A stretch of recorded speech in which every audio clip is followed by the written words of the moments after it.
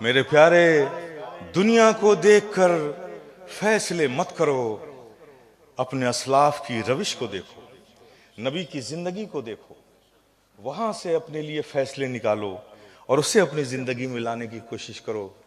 किसी में हिम्मत नहीं है मेरे प्यारे। और याद रखो, तुम्हारी एक तारीख है, तुम्हारी एक तारीख है। इसी दुनिया ने तुम्हें बुलंद मकाम पर बिठाया है। जो दुनिया आज तुमसे नफरत फैला रही है, तुम्हारे खिलाफ, तुम्हारी इमेज को पूरी दुनिया में खराब करने की कोशिश की जा रही है, इसी दुनिया ने तुमको बड़ी इज्जत और अजमत की नजरों से देखा था। यही दुनिया खुद तुम्हारे कदमों में बैठती थी और बैठने को अपने लिए बड़ी अजमत की बात समझती थी। इसी दुनिया ने तुम्हें बुलंद मकाम पर बिठाया था।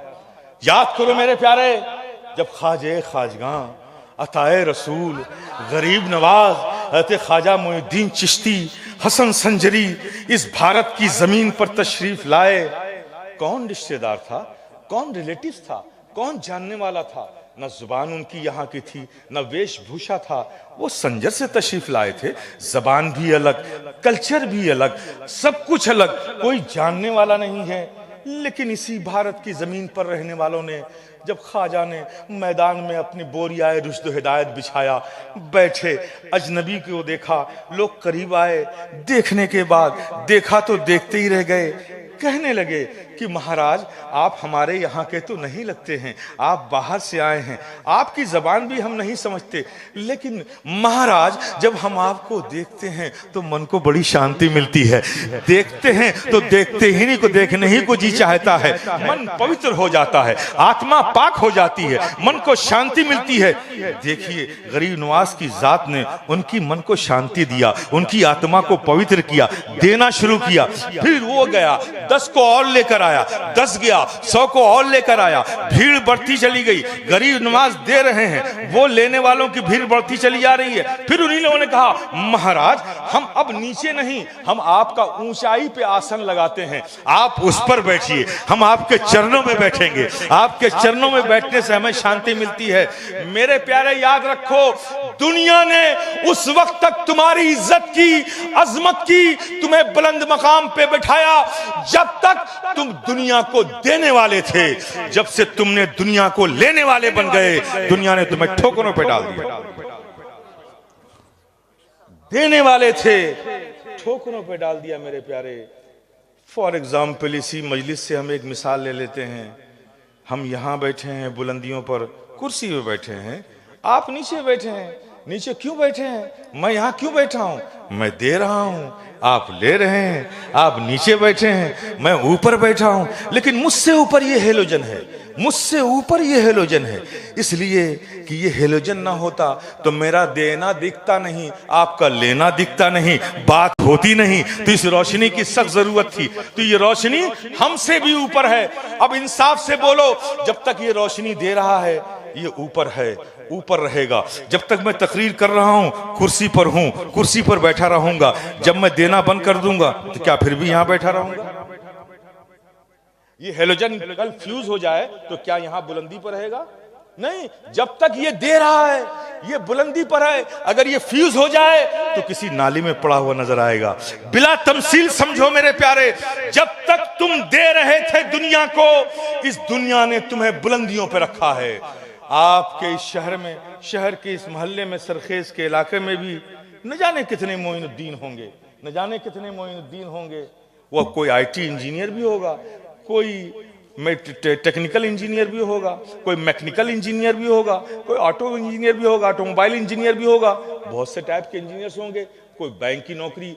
तो बहुत से मोइनुद्दीन ऐसे होंगे कि ये सारे अपने सर्टिफिकेट्स के रोल को लेकर रोज घर से बेचारा निकलता है, ऑफिस जाता है कि एक अदद नौकरी हमें मिल जाए। शाम होती है, मायूस घर लौट आता है। महीनों से उसका रूटीन यही बना हुआ है। एक मोइनुद्दीन जो एक अदद नौकरी लेने के लिए महीनों से घूम रहा है, एक अदद नौकरी नहीं मिलती। जरा गौर तो करो, एक मोइनुद्दीन अजमेर में है, एक वो मोइनुद्दीन जो आपके मोहल्ले में है, एक अदद नौकरी के लिए दर बदर फिर रहा है। एक मोइनुद्दीन अजमेर की धरती पर जहां सलातीन वक्त आते हैं, शहंशाह वक्त आकर भी अपने ताज को ख्वाजा की चौखट पर रख देते हैं। आखिर इस मोइनुद्दीन में फर्क क्या है? यही फर्क है कि ये मोइनुद्दीन लेने वाला है, वो मोइनुद्दीन देने वाला। मेरे प्यारे, देने वाले बनो, इसलिए कि तुम मुसलमान हो। तुम्हारा विजन, तुम्हारी सोच, तुम्हारा विजन, तुम्हारी चीजें ये महदूद नहीं है। इस्लाम और मुसलमान जब भी सोचता है, जो काम करता है, किसी महदूद कम्युनिटी के लिए नहीं, किसी मखसूस इलाके के लिए नहीं। मुसलमान इस्लाम का विजन पूरी दुनिया इंसानियत की इस्लाह है, पूरी दुनिया इंसानियत की फलाह और सलाह है। अगर हमारे पास, हमारे दरवाजे पर कोई गैर मुस्लिम भी भूखा आ जाए तो इस्लाम कहता है उसे मत देखो ये किस मजहब का है, बल्कि उस भूखे को रोटी खिलाओ, सवाब हम देंगे।